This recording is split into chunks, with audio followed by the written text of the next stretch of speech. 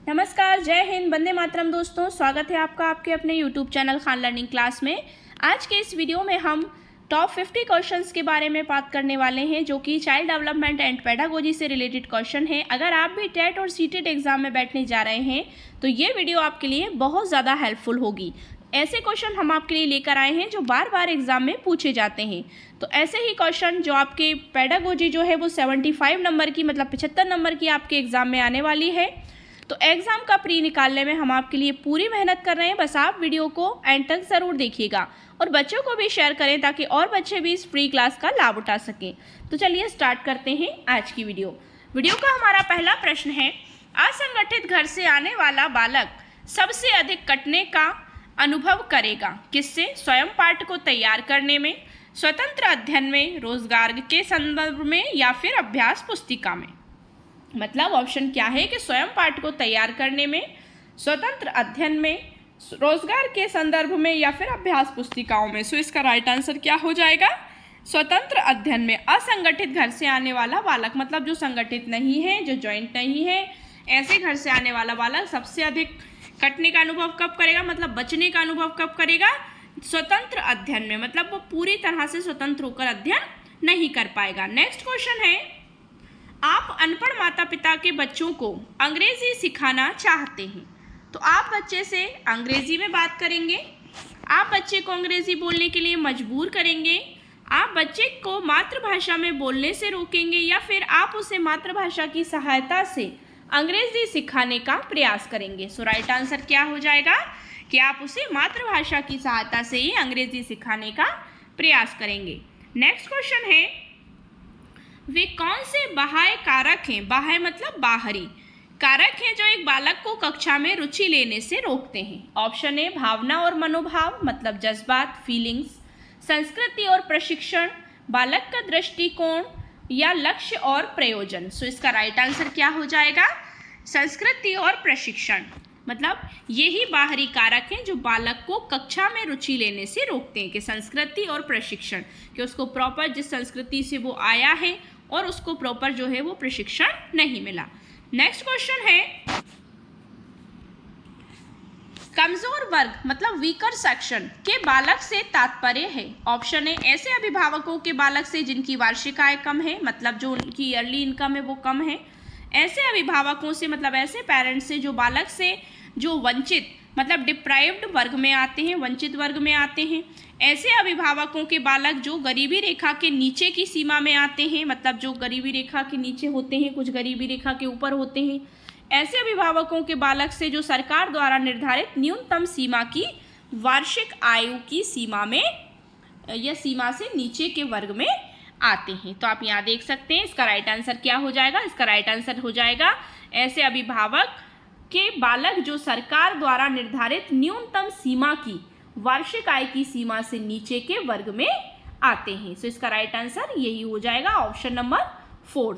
Next question है हमारा, 5वीं कक्षा के दृष्टिबाधित विद्यार्थी। दृष्टिबाधित मतलब जो देखने में कमजोर हो, दृष्टिबाधित जो उसमें मतलब दृष्टिबाधिता हो, जिसमें जो देख ठीक से नहीं पाते हों। 5वीं कक्षा के दृष्टिबाधित विद्यार्थी को निचले स्तर के कार्य करने की छूट मिलनी चाहिए कि माता पिता व मित्रों द्वारा उसे दैनिक कार्यों को करने की सहायता देनी चाहिए, के साथ कक्षा में सामान्य रूप से व्यवहार किया जाना चाहिए और श्रव्य सीडी के माध्यम से सहायता उपलब्ध कराई जानी चाहिए। मतलब ऐसी कोई ऑडियो दिखाकर उसको ऑडियो सुनाकर श्रव्य सीडी के माध्यम से सहायता उपलब्ध कराई जानी चाहिए या फिर के साथ कक्षा में विशेष व्यवहार किया जाना चाहिए। तो 5वीं कक्षा का जो दृष्टिबाधित बच्चा है तो क्या किया जाना चाहिए, आप समझ गए होंगे। उसके साथ कक्षा में सामान्य रूप से व्यवहार किया जाना चाहिए और श्रव्य सीडी मतलब ऑडियो सीडी के माध्यम से सहायता उपलब्ध करानी चाहिए। जो ठीक से देख नहीं सकता उसे सुनकर याद करवाना चाहिए, पढ़ाना चाहिए। नेक्स्ट क्वेश्चन है, कक्षा 5 के न्यून दृष्टि वाले बालकों को निम्न स्तर के कार्य करने के लिए माफ करना उचित है। उसके दैनिक कार्य में उसके माता पिता तथा मित्रों को सहायता करनी चाहिए। ऑप्शन सी, कक्षा में सामान्य रूप से बर्ताव करना चाहिए एवं ऑडियो सीडी के जरिए सहायता प्रदान करनी चाहिए, या कक्षा में विशेष बर्ताव करना चाहिए। तो कक्षा 5 के न्यून दृष्टि वाले बालकों को, जो बिल्कुल ही कम देख पाते हैं, तो उनके साथ क्या करना चाहिए, कक्षा में सामान्य रूप से बर्ताव करना चाहिए एवं ऑडियो सीडी के जरिए सहायता प्रदान करनी चाहिए। अगला क्वेश्चन है हमारा, निम्न में से कौन सी मानसिक मंदता मतलब मेंटली रिटार्डेशन मंदता की विशेषता नहीं है। बुद्धि लब्धि मतलब IQ का 25 से 70 के मध्य होना नहीं है, ये पूछा गया है। नेगेटिविटी देखिए, इसी तरह से क्वेश्चन आते हैं एग्जाम में, मतलब नेगेटिव वाले क्वेश्चन ज़्यादा पूछने को आते हैं। धीमी गति से सीखना एवं दैनिक जीवन की क्रियाओं को नहीं कर पाना, वातावरण के साथ अनुकूलन में कठिनाई होना या अंतर्वैयक्तिक संबंधों का कमजोर होना। राइट आंसर हो जाएगा कि अंतर्वैयक्तिक संबंधों मतलब इंटरपर्सनल रिलेशन जो होते हैं उनका कमजोर होना। नेक्स्ट क्वेश्चन है, निशक्त बालकों की शिक्षा के लिए प्रावधान किया जा सकता है। निशक्त बालकों की शिक्षा के लिए प्रावधान किया जा सकता है समावेश शिक्षा द्वारा, मतलब समावेशित शिक्षा द्वारा, मुख्य धारा में ढालकर, समाकलन द्वारा या इनमें से कोई नहीं। राइट आंसर क्या हो जाएगा इसका, समावेशित शिक्षा द्वारा क्या निशक्त बालकों की शिक्षा के लिए प्रावधान किया जा सकता है, समावेशित शिक्षा देकर। नेक्स्ट क्वेश्चन है, प्रतिभाशाली होने का संकेत नहीं है सृजनात्मक विचार, दूसरों के साथ झगड़ना, अभिव्यक्ति में नवीनता या जिज्ञासा मतलब क्यूरियोसिटी, जानने की इच्छा। तो प्रतिभाशाली होने का संकेत क्या नहीं है इसमें, तो इसमें क्या आ जाएगा, दूसरों के साथ झगड़ना, क्योंकि दूसरों के साथ वो बच्चा कभी नहीं झगड़ेगा जो प्रतिभाशाली होगा। अब उसमें सृजनात्मक विचार होगा, अभिव्यक्ति में नवीनता भी होगी और जिज्ञासा तो जरूर होगी, बस एक पॉइंट है जो क्या नहीं होगा, दूसरों के साथ झगड़ना। नेक्स्ट क्वेश्चन है, डिसलेक्सिया किससे संबंधित है। डिसलेक्सिया जो है इसमें 4 आते हैं, डिसलेक्सिया, डिस्ग्राफिया, डिस्कैल्कुलिया, ये सब जो संबंधित है विषयों से देखते हैं। डिसलेक्सिया किससे संबंधित है, मानसिक विकार से, गणितीय विकार से, पठन विकार से या व्यवहार संबंधी विकार से। तो डिसलेक्सिया किससे संबंधित है, पठन विकार से, मतलब डिसऑर्डर। डिसलेक्सिया मतलब जिन बच्चों को शब्द बोलने पढ़ने में कठिनाई होती है उसे डिसलेक्सिया से संबंधित होते हैं। नेक्स्ट क्वेश्चन है, विशेष आवश्यकता वाले बालकों को शिक्षा उपलब्ध कराई जानी चाहिए। स्पेसिफिक जो चाइल्ड होते हैं उनको शिक्षा उपलब्ध कराई जानी चाहिए। अन्य सामान्य बालकों के साथ विशेष विद्यालयों में विशेष बालकों के लिए विकसित पद्धतियों द्वारा या विशेष विद्यालयों में विशेष विद्यालयों के विशेष अध्यापक द्वारा। राइट आंसर क्या हो जाएगा, अन्य सामान्य बालकों के साथ ही उनको भी शिक्षा उपलब्ध कराई जानी चाहिए। ऑप्शन कौन सा आंसर हो जाएगा, ऑप्शन ए। नेक्स्ट क्वेश्चन है, आप देखते हैं कि एक विद्यार्थी बुद्धिमान है तो आप क्या करेंगे, उसे सभी छात्रों के साथ संतुष्ट करेंगे। ऑप्शन बी, उसे अतिरिक्त गृह कार्य नहीं देंगे, वह जैसे अधिक प्रगति कर सकता है उसे वैसे ही अनुप्रेरित करेंगे या उनके अभिभावकों को सूचित करेंगे कि वे बुद्धिमान हैं। तो इसका राइट आंसर क्या हो जाएगा, वह जैसे अधिक प्रगति कर सकता है उसे वैसे ही अनुप्रेरित करेंगे। नेक्स्ट क्वेश्चन है, समस्या के अर्थ जानने की योग्यता वातावरण के दोषों, कमियों व रिक्तियों के प्रति सजगता यह विशेषता है किसकी, प्रतिभाशाली बालकों की, सामान्य बालकों की, सृजनशील बालकों की या फिर इनमें से कोई नहीं। राइट आंसर क्या हो जाएगा, सृजनशील बालकों की यह विशेषता है।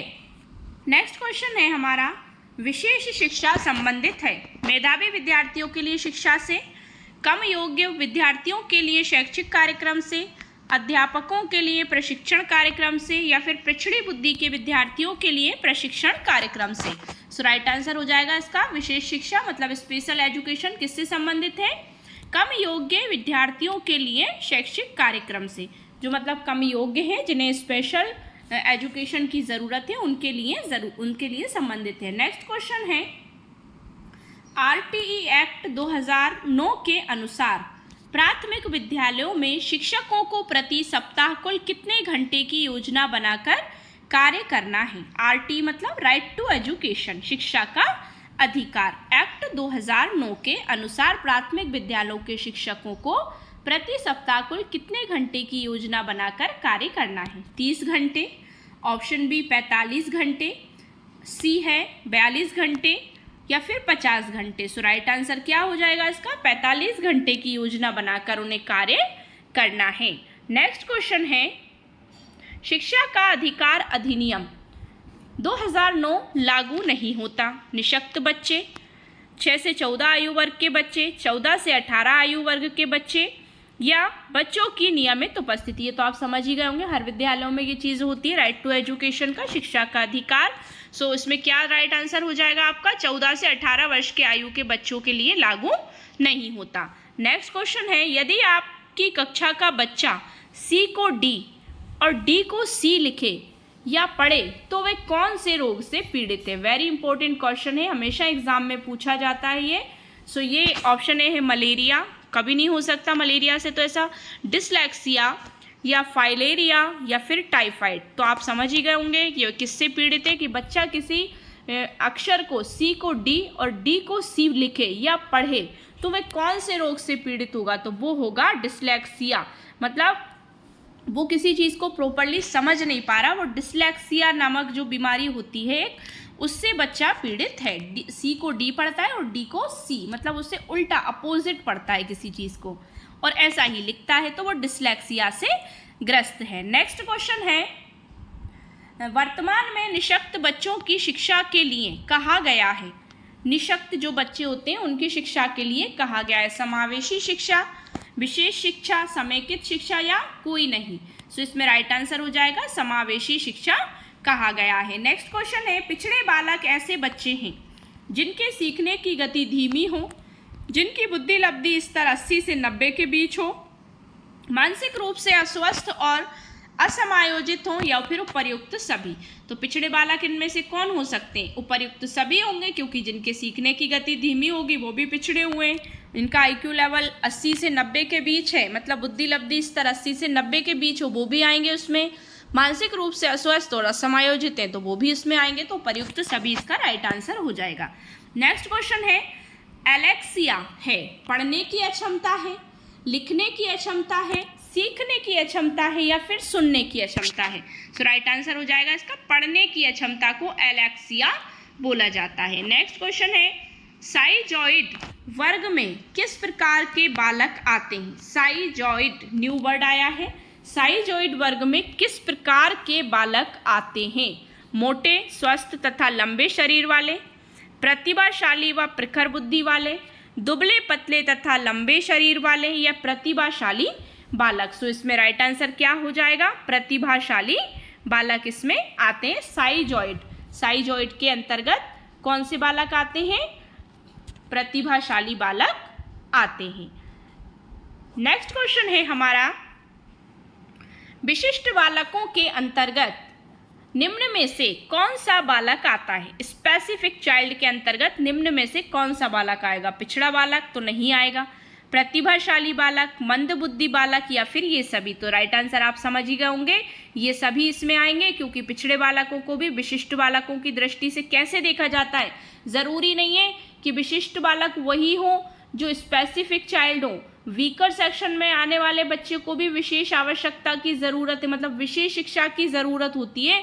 सो विशिष्ट बालक, पिछड़ा बालक अकेला इसमें नहीं आएगा, प्रतिभाशाली बालक भी इसमें आएगा, मंदबुद्धि बालक भी आएगा।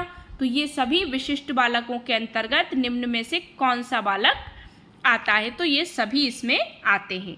नेक्स्ट क्वेश्चन है, अपराधी बालक, डेलिंक्वेंट चाइल्ड कौन होते हैं? अपराधी प्रवृत्ति के जो बालक होते हैं वो कौन होते हैं? जो असामाजिक कार्य करते हैं, जो शिक्षक के लिए सरदर्द होते हैं, जो कक्षा में अव्वल आते हैं, या फिर जो समाज में रहना पसंद नहीं करते? सो इसमें राइट आंसर क्या हो जाएगा कि जो असामाजिक कार्य करते हैं वही डेलिक्वेंट चाइल्ड मतलब अपराधी बालक होते हैं। नेक्स्ट क्वेश्चन है, शारीरिक रूप से अक्षम बच्चों को सामान्यतः होता है, शारीरिक रूप से जो अक्षम हैं वो क्या कहलाएंगे? डिस्कैल्कुलिया। तो डिस्कैल्कुलिया कैसे संबंधित होता है? गणितीय संबंधी समस्याओं से। डिस्लैक्विया, डिस्ग्राफिया या फिर डिस्थीमिया। सो राइट आंसर क्या हो जाएगा इसमें? डिस्ग्राफिया। जो शारीरिक रूप से मतलब दिखने में अक्षम है वो क्या कहलाएंगे? डिस्ग्राफिया से पीड़ित हैं या उससे ग्रसित हैं। नेक्स्ट है, प्रतिभाशाली विद्यार्थी होते हैं, स्वभाव के अंतर्मुखी होते हैं, मतलब अपना स्वभाव ही अंतर्मुखी रहता है उनका, मन ही मन सोचते रहते हैं, अपनी आवश्यकताओं को दृढ़तापूर्वक कह नहीं पाते, अपने निर्णयों में आत्मनिर्भर होते हैं या फिर शिक्षकों से स्वतंत्र होते हैं। सो राइट आंसर हो जाएगा इसमें अपने निर्णयों में आत्मनिर्भर होते हैं। नेक्स्ट क्वेश्चन है, एक शिक्षिका की कक्षा में कुछ शारीरिक विकलांगता वाले बच्चे मतलब हैंडीकैप्ड बच्चे हैं, निम्नलिखित में से उनके लिए क्या कहना सबसे उचित होगा? पोलियोग्रस्त बच्चे अब एक गाना प्रस्तुत करेंगे, ऐसा कहेंगे? नहीं। पहिया कुर्सी वाले बच्चे हॉल में जाने के लिए अपने समवयस्क साथी बच्चों से मदद ले सकते हैं। शारीरिक रूप से असुविधाग्रस्त बच्चे कक्षा में ही कोई वैकल्पिक गतिविधि कर सकते हैं, या फिर मोहन खेल के मैदान में जाने के लिए अपनी बैसाखियों का प्रयोग नहीं करते। सो राइट आंसर क्या हो जाएगा कि शारीरिक रूप से असुविधाग्रस्त बच्चे कक्षा में ही कोई वैकल्पिक गतिविधि कर सकते हैं। मतलब ये पर्टिकुलर सेंटेंस है, हम बच्चों से ऐसा बोल सकते हैं जो इस तरह के बच्चे हैं। नेक्स्ट क्वेश्चन है, प्रतिभाशाली शिक्षार्थी को अधिगम निर्योग्य नहीं कर सकते, ऐसे सहयोग की आवश्यकता होती है जो सामान्य विद्यालयों द्वारा उपलब्ध नहीं कराए जाते। शिक्षक के बिना अपने अध्ययन को व्यवस्थित कर लेते हैं, अन्य शिक्षार्थियों के लिए अच्छे मॉडल बन सकते हैं। तो प्रतिभाशाली शिक्षार्थी को क्या चाहिए? ऐसे सहयोग की आवश्यकता होती है जो सामान्यतः विद्यालयों द्वारा उपलब्ध नहीं कराए जाते। नेक्स्ट क्वेश्चन है, एक बच्चा जो से ग्रस्त है वह सा को वाज एवं न्यूक्लियर को अनक्लियर में अंतर नहीं कर सकता। वही हमने पहले भी अभी पढ़ा था इससे रिलेटेड क्वेश्चन। शब्द जब लिंग विकार है, डिस्लेक्सीमिया है, डिस्मॉर्फिया है या डिस्लेक्सिया है। मतलब पहले अभी उसमें देखा था ना हमने क्वेश्चन, सी को डी पढ़ता है, डी को सी पढ़ता है बच्चा, तो वो किससे ग्रस्त है? सो राइट आंसर हो जाएगा डिस्लेक्सिया से ग्रस्त है। मतलब वो चीज़ों को प्रॉपरली तरीके से पहचान नहीं पाता, किसी को चीज़ को कुछ और समझने का प्रयास करता है। नेक्स्ट क्वेश्चन है, किसके कारण प्रतिभाशाली होती है? मतलब प्रतिभाशालिता होती है, किसके कारण प्रतिभाशालिता होती है? मनोसामाजिक कारकों के, आनुवांशिक रचना के, वातावरण अभिप्रेरणा के, या फिर बी और सी का संयोजन। सो राइट आंसर हो जाएगा इसका बी और सी का संयोजन से। मतलब मनोसामाजिक कारकों से भी होती है प्रतिभाशालिता और आनुवांशिक रचना से भी होती है। मतलब आनुवांशिक पैदाइशी बच्चे या माता पिता के गुण जिसमें आते हैं, ऐसे बच्चे जो जन्म से ही या बचपन से ही प्रतिभाशाली होते हैं। नेक्स्ट क्वेश्चन है, बच्चों में सीखने और सुनने के लिए अधिगम योग्य वातावरण के लिए निम्नलिखित में से कौन उपयुक्त है? ऑप्शन ए, शिक्षार्थियों को ये छूट देना कि क्या सीखना है और कैसे सीखना है। एक, लंबे समय के लिए निष्क्रिय रूप से सुनना, निरंतर गृह कार्य देते रहना, या फिर सीखने वाले द्वारा व्यक्तिगत कार्य करना। सो राइट आंसर इसमें क्या हो जाएगा कि बच्चों में सीखने और सुनने के लिए अधिगम योग्य वातावरण के लिए निम्नलिखित में से कौन सा उपयुक्त है? सो राइट आंसर क्या हो जाएगा? शिक्षार्थियों को ये छूट देना कि ये क्या सीखना है और कैसे सीखना है, मतलब खुले मन से, खुले विचारों से वो कुछ सीख सके। नेक्स्ट क्वेश्चन है, गतिक कौशलों में अधिगम निर्योग्यता क्या कहलाती है? गतिक कौशलों में डिस्फेजिया, डिस्प्रैक्सिया, डिस्कैल्कुलिया या डिस्लेक्सिया। तो नीचे के सी और डी तो होंगे नहीं, तो इसमें राइट आंसर क्या हो जाएगा आपका? डिस्प्रैक्सिया। क्या कहलाएगा कि गतिक कौशलों की अधिगम निर्योग्यता क्या कहलाएगी? डिस्प्रैक्सिया कहलाएगी। नेक्स्ट क्वेश्चन है, अधिगम निर्योग्यता मतलब लर्निंग डिसेबिलिटी समुचित निवेश के साथ सुधार योग्य नहीं होती। एक स्थिर अवस्था है, एक चर अवस्था है, या फिर जरूरी नहीं कि कार्य पद्धति की हानि करे। सो राइट आंसर क्या हो जाएगा इसमें? एक चर अवस्था है। नेक्स्ट क्वेश्चन है, विशेष आवश्यकता वाले बच्चों को पढ़ाने के लिए निम्नलिखित में से कौन सी व्यूह रचना अधिक उपयुक्त है? अधिकतम बच्चों को सम्मिलित करते हुए कक्षा में चर्चा करना, विद्यार्थियों को सम्मिलित करते हुए अध्यापक द्वारा मार्गदर्शन करना, सहकारी अधिगम तथा पीयर ट्यूरिंग अध्यापन के लिए योग्यता आधारित समूहीकरण करना। सो राइट आंसर हो जाएगा इसमें सहकारी अधिगम तथा पीयर ट्यूरिंग। मतलब विशेष आवश्यकता वाले बच्चों को पढ़ाने के लिए निम्नलिखित में से कौन सी व्यूह रचना अधिक उपयुक्त है? तो सहकारी अधिगम, पीयर ट्यूरिंग, ये रचना अधिक उपयुक्त है। नेक्स्ट क्वेश्चन है हमारा, अधिगम की निर्योग्यता का लक्षण है भागने की प्रवृत्ति होना, अशांत ऊर्जावान एवं विध्वंसक होना, अवधान यानी एकाग्रता संबंधी बाधा विकार होना, या फिर अभिप्रेरणा का अभाव। सो राइट आंसर क्या हो जाएगा इसमें, अवधान मतलब एकाग्रता, अटेंशन संबंधी बाधा का विकार होना, यह अधिगम की निर्योग्यता का लक्षण है। नेक्स्ट क्वेश्चन है, निम्नलिखित में से कौन सा कथन किसी व्यक्ति के मानसिक स्वास्थ्य को उत्तम रूप से प्रदर्शित करता है। पूर्ण अभिव्यक्ति, संगतिकरण और सामान्य लक्षण की ओर निर्देशन, मानसिक विकारों का नहीं होना, व्यक्तित्व के विकारों से मुक्ति, या फिर उपर्युक्त में से सभी। सो राइट आंसर हो जाएगा इसका पूर्ण अभिव्यक्ति, संगतिकरण और सामान्य लक्षण की ओर निर्देशन। सो ये क्या है, निम्नलिखित में से कौन सा कथन किसी व्यक्ति के मानसिक स्वास्थ्य को उत्तम रूप प्रदर्शित करेगा, तो वो करेगा पूर्ण अभिव्यक्ति, संगतिकरण और सामान्य लक्षण की ओर निर्देशन।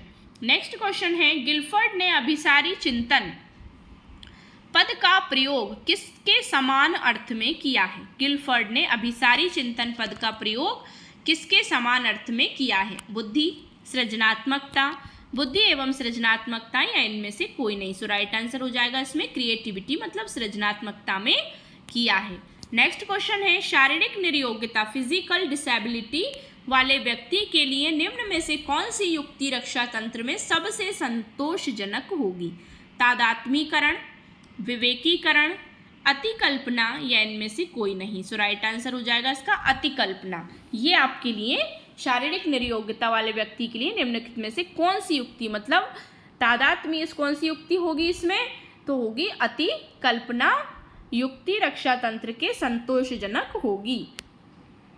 नेक्स्ट क्वेश्चन है, सृजनशीलता के पोषण के लिए अध्यापक को निम्न में से किस विधि की सहायता लेनी चाहिए। सृजनशीलता के पोषण के लिए अध्यापक को निम्न में से किस विधि की सहायता लेनी चाहिए। ऑप्शन है ब्रेनस्टॉर्मिंग यानी विचारवेश, व्याख्यान विधि, दृश्य श्रव्य सामग्री, या फिर ये सभी। सो राइट आंसर हो जाएगा इसका ब्रेनस्टॉर्मिंग या विचारवेश की सहायता लेनी चाहिए। किस लिए, सृजनशीलता के पोषण के लिए। नेक्स्ट क्वेश्चन है, इरफान खिलौनों को तोड़ता है। सपोज दैट किसी बच्चे का नाम है इरफान, खिलौनों को तोड़ता है और उसके पुर्जों को देखने के लिए उन्हें अलग अलग करता है। आप क्या करेंगे, उस पर हमेशा नज़र रखेंगे, उसके जिज्ञासु स्वभाव को प्रोत्साहित करेंगे और उसकी ऊर्जा को सही दिशा दे संचारित करेंगे, उसे समझाएंगे कि खिलौनों को तोड़ना नहीं चाहिए, या फिर इरफान को खिलौनों से कभी भी नहीं खेलने देंगे। सो इसका राइट आंसर क्या हो जाएगा कि उसके जिज्ञासु स्वभाव को आप प्रोत्साहित करेंगे और उसकी ऊर्जा को सही दिशा में संचारित करेंगे। नेक्स्ट क्वेश्चन है, सृजनात्मक उत्तरों के लिए आवश्यकता है विषय वस्तु आधारित प्रश्न की, मतलब क्रिएटिविटी उत्तरों के लिए, क्रिएटिविटी जो आंसर आते हैं उसके लिए किसकी आवश्यकता है, विषय वस्तु आधारित प्रश्न होने चाहिए, मुक्त उत्तर वाले प्रश्न हो, एक अत्यंत अनुशासित कक्षा हो, या प्रत्यक्ष शिक्षण एवं प्रत्यक्ष प्रश्न हो। सो राइट आंसर हो जाएगा मुक्त उत्तर वाले प्रश्न होने चाहिए। नेक्स्ट है, एक शिक्षिका अपनी कक्षा के प्रतिभाशाली बच्चों को योग्यता की उपलब्धि चाहती है। अपने उद्देश्य की प्राप्ति के लिए उसे निम्नलिखित में से क्या नहीं करना चाहिए। एक शिक्षिका अपनी कक्षा के प्रतिभाशाली बच्चों की, मतलब जो स्पेसिफिक चाइल्ड है, उनके योग्यताओं की उपलब्धि चाहती है, तो अपने उद्देश्य की प्राप्ति के लिए उसे निम्नलिखित में से क्या नहीं करना चाहिए। तनाव को नियंत्रित करना सिखाना, ऑप्शन बी विशेष अध्ययन के लिए उन्हें उनके समकक्षों से अलग करना, या फिर उनकी सृजनात्मकता को समृद्ध करने के लिए उन्हें चुनौती देना, या गैर शैक्षणिक गतिविधियों में आनंद लेने के लिए सिखाना। सो राइट आंसर क्या हो जाएगा, विशेष अध्ययन के लिए उन्हें उनके समकक्षों से अलग करना। नेक्स्ट क्वेश्चन है, सृजनात्मक शिक्षार्थी वह है जो, मतलब क्रिएटिव जो शिक्षार्थी है, क्रिएटिव लर्नर जो है वो क्या है, बहुत बुद्धिमान है, परीक्षा में हर बार अच्छे अंक प्राप्त करने के योग्य है, या पार्श्व लेटरल चिंतन और समस्या समाधान में अच्छा है, ड्राइंग और पेंटिंग में बहुत अतुल्य है। सो राइट आंसर हो जाएगा इसका पार्श्व चिंतन और समस्या समाधान में अच्छा है। नेक्स्ट क्वेश्चन है, बच्चे के उचित विकास को सुनिश्चित करने के लिए उसका स्वास्थ्य शारीरिक विकास एवं महत्वपूर्ण प्रथम आवश्यकता है। यह कथन किसका है, कैसा हो सकता है, मतलब गलत हो सकता है क्योंकि विकास नितांत व्यक्तिगत मामला है। सही है क्योंकि विकास क्रम में शारीरिक विकास सबसे पहले स्थान पर आता है। सही है, क्योंकि शारीरिक विकास विकास के अन्य पक्षों के साथ अंतः संबंधित है। या फिर गलत है, क्योंकि शारीरिक विकास विकास के अन्य पक्षों को किसी भी प्रकार से प्रभावित नहीं करता है। सो राइट आंसर क्या हो जाएगा इसका कि सही है, क्योंकि शारीरिक विकास विकास के अन्य पक्षों के साथ अंतः संबंधित है। मतलब विकास के अपने ही जो पक्ष हैं उनसे अंतरात्मक से संबंधित होता है। नेक्स्ट क्वेश्चन है, निःशक्त बच्चों के लिए समेकित शिक्षा की केंद्रीय प्रायोजित योजना का उद्देश्य है। में निःशक्त बच्चों को शैक्षिक अवसर उपलब्ध कराना। मतलब इसका ऑप्शन है निःशक्त। पहले क्वेश्चन समझ लीजिए। निःशक्त जो बच्चों के लिए समेकित शिक्षा की केंद्रीय प्रायोजित योजना का उद्देश्य है ब्लैंक में निःशक्त बच्चों को शैक्षिक अवसर उपलब्ध कराना। ऑप्शन ए विशेष विद्यालयों, ऑप्शन बी मुक्त विद्यालयों, ब्लाइंड रिलीफ एसोसिएशन के विद्यालयों या नियमित विद्यालयों। सो राइट आंसर हो जाएगा नियमित विद्यालयों, मतलब जो रेगुलर स्कूल होते हैं उनकी आवश्यकता है। नेक्स्ट क्वेश्चन है, निम्नलिखित में से सृजनशीलता का प्रमुख तत्व क्या नहीं है? मौलिकता, अनुशासन, धारा प्रवाहिता या लचीलापन। सो राइट आंसर हो जाएगा कि सृजनशीलता का प्रमुख तत्व क्या नहीं है? अनुशासन नहीं है, क्योंकि निम्नलिखित में से बच्चे सृजनशील का प्रमुख तत्व क्या नहीं होगा? अनुशासन नहीं होगा, क्योंकि सृजनशील बच्चे तो कभी भी कोई भी क्रिएटिविटी कर सकते हैं। नेक्स्ट क्वेश्चन है, जन्म के समय लगी चोट या भ्रूण क्षति की वजह से आई मानसिक मंदता कहलाती है। मतलब जन्म के समय कोई चोट लगी हो या भ्रूण मतलब जब वो माता के गर्भ में हो, तो ऐसी जब एक कोई क्षति हो गई हो या उससे कोई चोट लगी हो तो उसकी वजह से आई मानसिक मंदता क्या कहलाती है?